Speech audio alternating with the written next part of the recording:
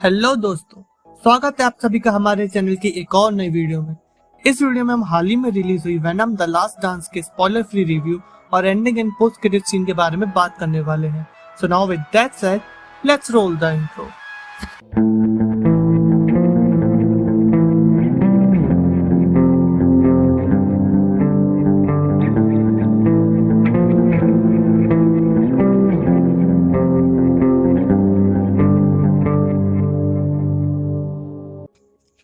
तो अगर आप सिर्फ मूवी का स्पॉइलर फ्री रिव्यू देखना चाहते हैं तो स्क्रीन पर दिखाए गए टाइम स्टैम्प तक ही इस वीडियो को देखिएगा, क्योंकि उसके बाद हम वेनम 3 की एंडिंग और इसके पोस्ट क्रेडिट सीन्स के बारे में बात करेंगे, जिसमें आपको स्पॉइलर भी मिल सकते हैं। सो सोनी स्पाइडरमैन यूनिवर्स की नई movie venom the last dance theatres में लग चुकी है एंड ऑनेस्टली अगर मुझे सिर्फ एक लाइन में इसका रिव्यू देना हो तो मुझे मूवी ठीक लगी। ना बहुत ही ज्यादा अमेजिंग, ना बहुत ही बेकार। इस मूवी की स्टोरी पहले की वेनम 2 की तरह ही थोड़ी वीक लगती है। मतलब अगर आप गौर करोगे तो इस मूवी में एक लाइन की स्टोरी को शुरू से एंड तक खींचा गया है। जो कहानी हमें ऑलरेडी ट्रेलर से समझ आ रही थी, मूवी में हमें वही कहानी एक तो एक्स्ट्रा पॉइंट के साथ दिखाई गई है। वेनम 3 में हमें आखिरकार नल का इंट्रोडक्शन दिखाया गया है, पर हाँ ये बात है कि इस मूवी में नल को बस उतना ही दिखाया गया है जितना द एवेंजर्स मूवी में थैनोस को दिखाया गया था, जो कि एक्सपेक्टेड भी था। नल के सिर्फ एक दो सीन्स ही हमें मूवी में दिखाए गए हैं, लेकिन मुझे वो काफी अच्छे लगे। बाकी उसको फ्यूचर के लिए टीज किया गया है कि कुछ बहुत ही बड़ा और खतरनाक जल्द आने वाला है। अब बात करें अगर मूवी की डायरेक्शन की, तो इस मूवी को कैली मार्शल ने डायरेक्ट किया है, जिन्होंने इस मूवी को टॉम हार्डी के साथ मिलकर लिखा भी है। कैली मार्शल ने इसके अलावा पहले की दोनों मूवीज भी लिखी है और हमारे हिसाब से सिर्फ वेनम 1 की कहानी अच्छी थी, बाकी वेनम 2 और 3 की कहानी काफी स्ट्रेच्ड फील होती है। बल्कि वेनम 2 के लिए तो मैं ये कह सकता हूँ कि वो वेनम सीरीज का वर्स्ट पार्ट था, बस उसके पोस्ट क्रेडिट सीन को छोड़कर, जिसका वैसे भी अब कोई सेंस बनता नहीं है। Venom 3 as we all know Venom series की आखिरी फिल्म होने वाली थी, तो मूवी में उस हिसाब से एलिमेंट्स भी डाले गए हैं। जैसे मूवी के आखिर के 25 मिनट आप बिल्कुल भी मिस मत करना। इस मूवी का क्लाइमेक्स सीन इस मूवी का सबसे स्ट्रॉन्ग पॉइंट है और कह सकते हैं कि अगर मूवी को कुछ अलग बनाता है तो इसका क्लाइमेक्स सीन ही बनाता है। इस मूवी का अनदर स्ट्रॉन्ग पॉइंट है इसका ह्यूमर और एडी और वेनम की केमिस्ट्री, जो हमें बाकी की दोनों मूवीज से इसमें ज्यादा बेहतर देखने को मिलती है। वेनम 3 की जो हमें सबसे बड़ी कमी देखने को मिलती है वो है इसमें एक बेटर विलन का ना होना। मतलब कि ये तो हम सब जानते हैं कि इसमें नल ही मेन विलन है, बट पूरी मूवी में वो उतना दिखाया ही नहीं गया है। इस मूवी में विलन्स के तौर पर हमें जेनोफेजेस को दिखाया गया है, जिन्हें नल ने ही भेजा है, पर वो एज विलन इतना इम्पैक्टफुल और इम्पोर्टेंट नहीं लगते। वेनम 3 में ह्यूमर के साथ साथ इस बार इमोशनल एस्पेक्ट भी डाला गया है, जो काम भी करता है। एज ये इस ट्रायलॉजी की आखिरी फिल्म है, जैसा कि हमें शुरुआत से बताया ही जा रहा था, तो फिल्म ऐसे पॉइंट पर एंड होती है जहां ऐसा लगता है कि अब बस हम वेनम और एडी को अब कभी साथ नहीं देख पाएंगे। पर ये तो मैं ही आपसे कंफर्म कह सकता हूँ कि एडी और वेनम आगे साथ जरूर आएंगे, फिर चाहे वो किसी भी तरह से हो। और ये चीज आपको मूवी देखकर भी समझ आएगी, क्योंकि नल जैसे खतरे से निपटने के लिए अब सोनी के पास अभी ऐसा कोई कैरेक्टर नहीं है जो उसके सामने भी खड़ा हो सके। जैसा कि कॉमिक्स से हमें पता ही है कि नल कितना पावरफुल है। वो एक एल्ड्रिच गॉड होने के साथ साथ डार्कनेस का रूलर भी है। King in black comic book issue में हमें देखने को मिलता है कि कैसे नल सेंट्री, थॉर और सेलेस्टियल जैसे बीइंग्स तक को कुछ नहीं समझता। वो अर्थ पर आते ही सबकी धज्जियां उड़ाने लगता है। तो फिर सोनी के पास तो अभी इनमें से एक भी कैरेक्टर वैसे भी नहीं है। अभी ये कहना गलत नहीं होगा कि वेनम ही अभी सोनी के स्पाइडरमैन यूनिवर्स का सबसे पावरफुल बीइंग है। अगर उससे ही हटा दिया तो फिर चाहे पूरा सोनी का यूनिवर्स ही क्यों ना आ जाए, नल का मुकाबला नहीं कर पाएंगे। अरे मुकाबला तो दूर की बात है, नल के सामने खड़े भी नहीं हो पाएंगे। नल को टक्कर सिर्फ तभी दी जा सकती है जब मार्वल के कैरेक्टर्स भी उससे टक्कर लेने के लिए सामने आए। जैसा कि न्यूज में आजकल चल रहा है कि मार्वल और सोनी वाले शायद स्पाइडरमैन 4 के लिए एक मल्टीवर्सल मूवी प्लान कर रहे हैं, जिसका नाम भी शायद किंग इन ब्लैक होने वाला है। और हमें उसमें टॉम हॉलैंड के स्पाइडरमैन के साथ साथ एंड्रयू और टोबी के स्पाइडरमैन भी दिख सकते हैं। जिन लोगों ने king in black comic book issue पढ़ रखी है, उन्हें लिटरल अभी गूज़बम्प्स आ रहे होंगे, क्योंकि उन्हें पता है कि वो कितना बड़ा इवेंट था और अगर इसे मूवी में दिखाया गया तो ये लिटरल कितना बड़ा इवेंट होगा। मतलब कह सकते हैं कि ये इवेंट थैनोस जितना बड़ा होगा, थैनोस से भी बड़ा होगा ये इवेंट। तो अब अगर मूवी के बारे में बिना स्पॉइलर दिए ओवरऑल बात की जाए तो वेनम 3 एक अबव एवरेज फिल्म है, जिसे आप तब देख सकते हो जब आप वेनम सीरीज के कट्टर फैन हो या मार्वल और सोनी के हर प्रोजेक्ट के बारे में हर खबर रखते हो, वरना नॉर्मल ऑडियंस के लिए तो एक वन टाइम वॉच की तरह है। इसमें वेनम के अलावा हमें और भी सिम्बल्स दिखाए जाते हैं जो मूवी के क्लाइमेक्स को और इंटरेस्टिंग बनाने में काफी हेल्प करते हैं। इस मूवी में टॉम हार्डी के अलावा शेबिटेल इजिफर की एक्टिंग मुझे काफी अच्छी लगी। बाकी सारे एक्टर्स के बारे में मैं कह सकता हूँ कि उनका काम बस मुझे ठीक लगा। इस मूवी में क्रिस इवांस भी दिखाए जाते हैं जिन्होंने अमेजिंग स्पाइडरमैन 1 में लिजार्ड का कैरेक्टर प्ले किया था, पर उनका कैरेक्टर इस मूवी में काफी फोर्स्ड लगता है। मतलब कि ऐसा लगता है कि उसे बस ऐसे ही मूवी को थोड़ा और इंटरेस्टिंग बनाने के लिए डाला गया है, बट वो उतना काम ही नहीं करता है। मूवी में हमें 2 पोस्ट क्रेडिट सीन्स भी दिखाए जाते हैं। आई कैन से कि पहला वाला पोस्ट क्रेडिट सीन तो काफी इंपॉर्टेंट है, बट सेकंड वाला आपको थोड़ा कंफ्यूजिंग लग सकता है, बट उसे आप मिस मत करिएगा। बाकी मूवी में VFX पहले की दोनों मूवीज से काफी बेहतर है, बट फिल्म की स्टोरी मुझे आज भी वेनम 1 की बेस्ट लगी थी। और अगर मुझे इस फिल्म को रैंक करना हो तो वेनम 1 को फर्स्ट प्लेस पर और वेनम 2 को लास्ट प्लेस पर मैं रखूंगा, और वेनम 3 इन दोनों के बीच में ही फिट बैठती है। तो ये था वेनम 3 का स्पॉइलर फ्री रिव्यू। अब बात करते हैं इस मूवी की एंडिंग और पोस्ट क्रेडिट सीन्स के बारे में। तो पहले तो मूवी की स्टार्टिंग में ही हमें नल को दिखाया जाता है, जो ये बताता है कि वो अंधेरे का देवता यानी किंग इन ब्लैक है, और जब रोशनी ने उसके एम्पायर को खत्म करना शुरू किया तो उसके सिम्बायोट बच्चों ने भी उसे धोखा देकर क्लिंटार पर कैद कर लिया, जिसके बाद वो जेनोफेजिस को कोडेक्स लेने के लिए पूरे यूनिवर्स में भेज देता है। कोडेक्स को बेसिकली इस मूवी में एक चाबी की तरह बताया गया है जो नल को क्लिंटार से अपनी कैद से निकलने में मदद करेगी। अब अगर मैं आपको नल के लुक और वॉइस के बारे में बताऊं, क्योंकि हमें मूवी में आगे जाके नल का प्रॉपर लुक भी देखने को मिलता है, तो वो एकदम कॉमिक एक्यूरेट है। मतलब उसे सिर्फ देखकर ही आपको ऐसा लगेगा कि ये कोई मामूली विलेन नहीं है, और उसके साथ नेक्रोसॉर्ड का लुक भी मुझे काफी बेहतरीन लगा, ना कि वैसा जैसा कि हमें थॉर लव एंड थंडर में बस एक नॉर्मल तलवार की तरह दिखाया गया था। इसके अलावा नल की वॉइस भी एकदम अमेजिंग है, जो इसके ऑरा में 4 चांद लगा देती है। मैंने ये मूवी इंग्लिश और हिंदी दोनों में देखी, and trust me when I से दिस कि हिंदी में भी नल को काफी बेहतरीन डब किया गया है। और फिर नल के इस बेहतरीन इंट्रो के बाद हमें एडी को दिखाया जाता है, जो भी मार्वल यूनिवर्स में ही है और उसी बारटेंडर से उस यूनिवर्स के बारे में डिटेल्स कलेक्ट कर रहा है। लेकिन फिर अचानक उसके पीछे पोर्टल ओपन होता है और वो अपने यूनिवर्स में वापस उसी जगह पहुंच जाता है जहां वो मार्वल के यूनिवर्स में था।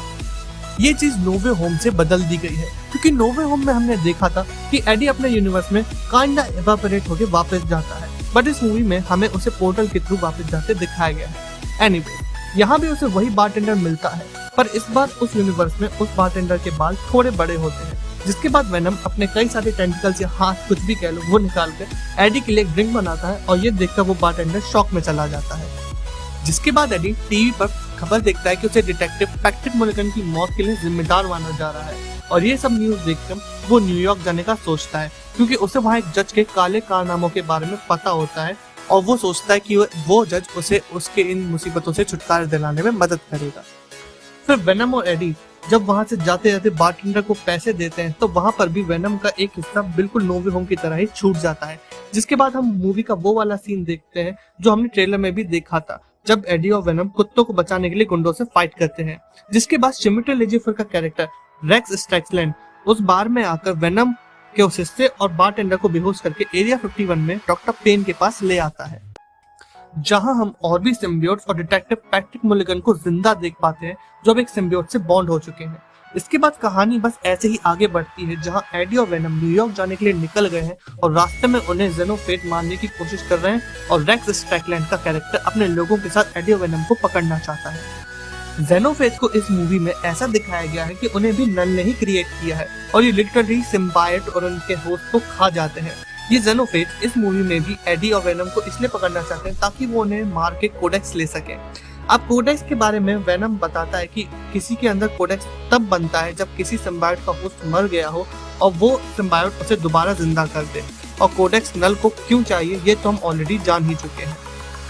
वेनम बताता है कि जेनोफेज कोडेक्स को तभी देख या ट्रैक कर सकती है जब एक सिम्बायोट अपने पूरे फॉर्म में हो।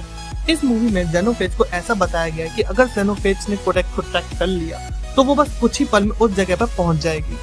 मूवी में आगे जाके एक सीन आता है जब रेक्स स्ट्रैकलैंड का कैरेक्टर एडी को पकड़ने आता है, और उसे बचने के लिए जब वेनम अपने पूरे फॉर्म में आता है तो जेनोफेज उसको ट्रैक करके बस कुछ ही पलों में वहां आ जाती है, जहां जेनोफेज रेक्स के कई सारे आदमियों को मार देती है।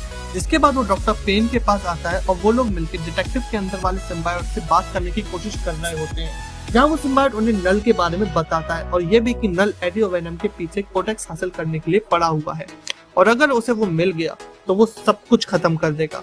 वो उन्हें बताता है कि कोडेक्स तब तक जिंदा है जब तक होस्ट और सिम्बायोट दोनों ही जिंदा होते हैं। अगर उन दोनों में से कोई एक भी मर गया तो कोडेक्स भी डिस्ट्रॉय हो जाएगा। ये सुनते ही रेक्स डिसाइड करता है कि वो कोडेक्स को डिस्ट्रॉय करने के लिए एडी या वेनम को खत्म कर देगा।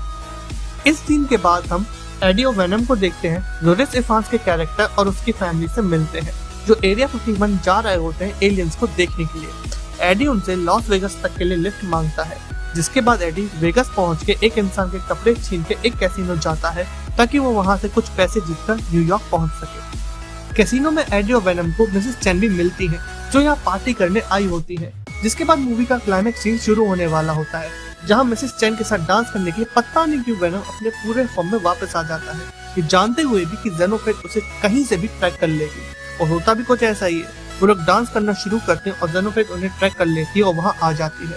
तभी वेनम वापस एडी के अंदर चला जाता है और जेनोफेज वहाँ से चली जाती है, जिसके ठीक तुरंत बाद रेक्स अपने आदमियों के साथ आकर एडी और वेनम को अलग करके वहाँ से एरिया 51 ले आता है। जहाँ डॉक्टर पेन एडी से बात कर ही रही होती है कि तभी रेक्स वहाँ आकर उन्हें सीधा धमकाता है और ये कहता है कि तुम्हारा इस सब पे अब कोई कंट्रोल नहीं है, और वो ये कहकर सीधा एडी को बाहर निकालकर उसे गोली मार देता है। लेकिन तभी वेनम डॉक्टर पेन की साथी से होते हुए एडी पर आ जाता है और वापस अपने पूरे फॉर्म में आ जाता है, और तभी वहाँ पर जेनोफेज भी आ जाती है और वेनम को पकड़ने के लिए आगे बढ़ रही होती है। तब वेनम को बचाने के लिए डिटेक्टिव पैट्रिक मुलिगन वाला सिम्बायोट अपने पूरे फॉर्म में आकर जेनोफेज से लड़ने की कोशिश करता है, पर वो जेनोफेज उसे लिटरल खा जाती है। जिसके बाद डॉक्टर पेन की साथी सभी सिम्बायोट्स को आजाद कर देती है और वो सिम्बायोट अपने आसपास के लोगों से बॉन्ड होकर जेनोफेज से लड़ने की कोशिश करते हैं, पर वो जेनोफेज एक एक करके सभी सिम्बायोट को खाने लगती है। तभी डॉक्टर पेन की साथी भी एक सिम्बायोट से बॉन्ड होकर वेनम की मदद करती है। जिसके बाद हम उसी फैमिली को देख पाते हैं जो यहाँ एलियंस को देखने आए होते हैं। एडी और वेनम और बाकी के सिम्बायोट्स मिलकर उन्हें यहाँ से बचाते हैं। तभी एक जेनोफेज और सिम्बायोट को मारने के लिए रेक्स एक ग्रेनेड टाइप लॉन्चर से उस सिम्बायोट पर हमला करके उसे मार देता है। तब उसके पास डॉक्टर पेन की साथी वाली सिम्बायोट आती है और उसे बताती है कि वो सिम्बायोट तुम्हें बचाने की कोशिश कर रहा था, ना कि मारने की। हम तुम्हारे दुश्मन नहीं हैं। ये सुनकर रेक्स को भी इस बात का एहसास होता है। तभी वो जेनोफेज सिग्नल भेजकर नल के पास से और जेनोफेजेस को बुला लेती है और वो जेनोफेजेस एडी और वेनम के पीछे आते हैं। इस बीच डॉक्टर पेन रिस इवांस और उनकी फैमिली को उनकी वैन तक पहुंचा देती है। जिसके बाद रेक्स, एडी और वेनम और डॉक्टर पेन की साथी वाली सिम्बायोट जेनोफेजेस को मारने के लिए उन्हें एक जगह पर लाके वहां रेक्स ब्लास्ट करवा देता है, लेकिन ये जेनोफेज तब भी बच जाते हैं। हमने इस पूरी मूवी के दौरान ही ये देखा है कि जेनोफेजेस को मारना इतना आसान नहीं होता, वो बार बार रीजनरेट कर जाते हैं। इस सीन के बाद हम देखते हैं कि एक जेनोफेज एडी को बस खाने ही वाली होती है कि तभी रिस इवांस का कैरेक्टर आके उस जेनोफेज के मुंह पर एक ब्लास्ट कर देता है और अपनी फैमिली के पास वापस भाग जाता है। इसी बीच हम देखते हैं कि रेक्स भी काफी घायल हो चुका है और बहुत बुरी हालत में है। तभी वहाँ एक जेनोफेज आ जाती है और जब डॉक्टर पेन की साथी उन्हें बचाने के लिए आगे बढ़ती है तो वो जेनोफेज उससे सिम्बायोट को अलग करके उस सिम्बायोट को खा जाती है। जिसके बाद हम एडी को देख पाते हैं जो काफी जख्मी हो चुका होता है। जिसके बाद वेनम एडी को हील करके अपनी पूरी फॉर्म में वापस आ जाता है और उन सारे जेनोफेजेस को पकड़कर अपने अंदर ही समाने लगता है ताकि वो उन्हें पकड़ के वहीं पास में ऐसे केमिकल के पास ला सके जो किसी भी चीज को हमेशा के लिए खत्म कर सकता है। वेनम फिर उन्हें अपने अंदर समाकर उन्हें बड़ी मुश्किल से कंट्रोल करने की कोशिश कर रहा होता है। जिसके बाद वो रेक्स को इशारा देता है। रेक्स फिर उस केमिकल को वेनम की पूरी बॉडी में डाल देता है, लेकिन इसके ठीक पहले वेनम एडी को अपनी बॉडी से निकाल देता है। और यहाँ फिर हमें एक बहुत ही इमोशनल सीन देखने को मिलता है, जहाँ वेनम एडी से कह रहा होता है कि मैं तुम्हें हमेशा याद रखूंगा और तू भी मुझे हमेशा याद रखना। इसके बाद वो एडी को कहता है कि अभी के लिए गुड बाय एडी, और ये कह के वो एडी के ऊपर एक मजबूत गेट को रख देता है ताकि उसे कुछ ना हो। जिसके बाद फिर वेनम और जेनोफेजेस खत्म होने लगते हैं, जिससे वहाँ तबाही मचने लगती है और डॉक्टर पेन और उनकी साथी वहाँ से बच के भाग रही होती है कि तभी डॉक्टर पेन की साथी गिर जाती है और डॉक्टर पेन उसे बचाने के लिए उसने जो एक सिम्बायोट के ग्लास को बचाया था उससे बॉन्ड हो जाती है और हम देख पाते हैं कि उसके सिम्बायोट का कलर पर्पलिश होता है और उसके पास फ्लैश जैसी तेज भागने की पावर्स होती हैं। तभी रेक्स वहाँ एक बॉम्ब से ब्लास्ट कर देता है जिसमें वो शायद खुद भी मर जाता है और डॉक्टर पेन अपने सिम्बायोट की पावर की मदद से अपनी साथी को बचा लेती है। जिसके बाद हम एडी को बेहोश होता देखते हैं। इसके बाद हम एडी की आंख को सीधा हॉस्पिटल में खुलते हुए देख पाते हैं, जहां उससे मिलने आर्मी के एक हेड ऑफिसर आते हैं और एडी से कहते हैं कि एडी ने जो भी सबको बचाने के लिए किया है उसके लिए उसे उसके सारे चार्जेस से फ्री किया जाता है और अब वो एक नॉर्मल इंसान की तरह आराम से रह सकता है। जिसके बाद हम एडी को न्यूयॉर्क में देखते हैं, जहाँ वो वेनम को याद करता हुआ सड़क पर चल रहा होता है। एडी वेनम 1, 1, 2 और 3 के अपने और वेनम के सारे मोमेंट्स को याद कर रहा होता है और यहाँ हमें कई सारे क्लिप्स दिखाई जाती हैं जिससे हमें भी काफी इमोशन और नॉस्टैल्जिक फील होता है। जिसके बाद क्रेडिट्स आते हैं और हमें पहला पोस्ट क्रेडिट सीन दिखाया जाता है जहाँ नल काफी गुस्से में होता है और वो कहता है कि मैं जाग चुका हूँ, मैं सब कुछ खत्म कर दूंगा और हर किसी को मार दूंगा, तुम कुछ भी नहीं कर पाओगे। बेसिकली नल यहाँ पे बता रहा होता है कि कोई कुछ भी कर ले, मैं यहाँ बाहर आऊंगा और सब कुछ खत्म कर दूंगा। इस सीन ने मुझे द एवेंजर्स के पोस्ट क्रेडिट सीन की याद दिला दी थी जहाँ थैनोस का प्लान भी फेल हो जाता है लेकिन वो फिर भी पूरे कॉन्फिडेंस में होता है, जिसके बाद हमें आगे की मूवीज में उसका प्लान रिवील किया जाता है। सेम कुछ ऐसा ही नल के साथ भी हो सकता है जहाँ वो कोडेक्स खत्म होने के बावजूद भी इतना कॉन्फिडेंस में है कि वो बाहर जरूर आएगा। इसका मतलब यह है कि उसके पास कुछ ना कुछ प्लान जरूर होगा। इसके बाद दूसरे पोस्ट क्रेडिट सीन में जो कि एकदम एंड में आता है क्रेडिट्स के खत्म होने के बाद, इसमें हम उसी बारटेंडर को देख पाते हैं जो कि एरिया 51 से जहां अब सब खत्म हो चुका है बाहर निकल रहा होता है। ये वही बारटेंडर है जिसे जनरल रेक्स यहाँ उठा लाया था। इसके बाद हम एक टूटी हुई बोतल और एक कॉकरोच को देख पाते हैं। यहाँ आप सबको लग रहा होगा कि वही बोतल है जिसमें रेक्स ने वेनम के उस हिस्से को रखा था, पर अगर आप इस सीन को ध्यान से देखोगे तो आपको पता चलेगा कि ये वो बोतल है जिसमें डॉक्टर पेन की सिम्बायोट एग्नी थी और हमें उस कॉकरोच को उस बोतल से निकल रहा है उस करंट को टच करते हुए दिखाया जाता है और बस मूवी यहीं पर खत्म हो जाती है। बेसिकली यहाँ शायद ये सिंबलाइज किया जा रहा है कि कॉकरोच की तरह ही वेनम को मारना लगभग इम्पॉसिबल है। जैसे कॉकरोच इतनी तबाही होने के बावजूद भी सरवाइव कर गया, उसी तरह वेनम भी किसी ना किसी तरह से कहीं ना कहीं जिंदा हो सकता। अगर मैं अपना ओपिनियन दूं तो मुझे दूसरा पोस्ट क्रेडिट सीन अच्छा नहीं लगा। यहाँ चीजें काफी कंफ्यूजिंग छोड़ी गई हैं और इसको देख के भी ऐसा ही लगता है कि इससे अच्छा तो ये वेनम के उस हिस्से को ही बोतल से निकलते हुए दिखा देते तो ज्यादा बेहतर होता। खैर, आप लोगों को क्या लगता है कि क्या वेनम अब भी जिंदा है या वो वापस आएगा और फ्यूचर में क्या होने वाला है? आप लोग अपनी अपनी थ्योरीज को कमेंट सेक्शन में जरूर शेयर कीजिएगा। तो ये था वेनम द लास्ट डांस का स्पॉइलर फ्री रिव्यू और ending and post credit scenes explanation. अगर ये वीडियो आप लोगों को पसंद आई हो तो इसे लाइक जरूर करें और अपने दोस्तों के साथ भी जरूर शेयर करें। और अगर चैनल पर पहली बार आए हैं तो सब्सक्राइब बटन पर क्लिक करके बेल आइकन जरूर प्रेस कर लें। हम मिलते हैं आप लोगों से अगली वीडियो में।